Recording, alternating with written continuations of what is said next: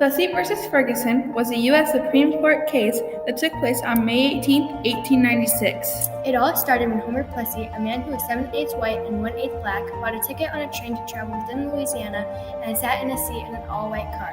He refused to move and was arrested. He was brought to court and argued that the segregation law violated the Equal Protection Clause of the 14th Amendment. During the case, Justice Brown stated that we consider the underlying fallacy of the plaintiff's argument to consist in the assumption that the enforced separation of the two races stamps the colored race with a badge of inferiority. If this be so, it is not by reason of anything found in the act, but solely because the colored race chooses to put that construction upon it. And if the civil and political rights of both races be equal, one cannot be inferior to the other civilly or politically. If one race be inferior to the other socially, the Constitution of the United States cannot put them upon the same plane.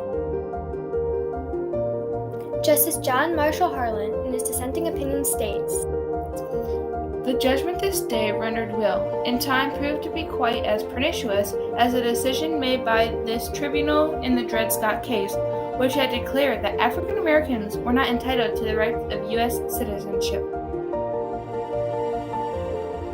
And our Constitution is colorblind. In the end, Judge Ferguson ruled in favor of the defendant, ruling the separation of the colored and whites legal.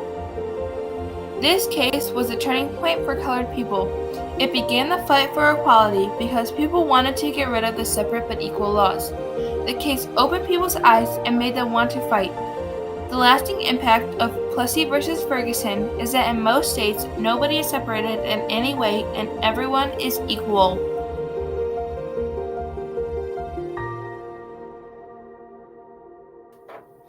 The decision of the Plessy versus Ferguson case upheld the racial segregation laws for the next half a century. The ruling said that being segregated was okay and that any public space, along with buses and trains, could keep the separation between the colored and the white.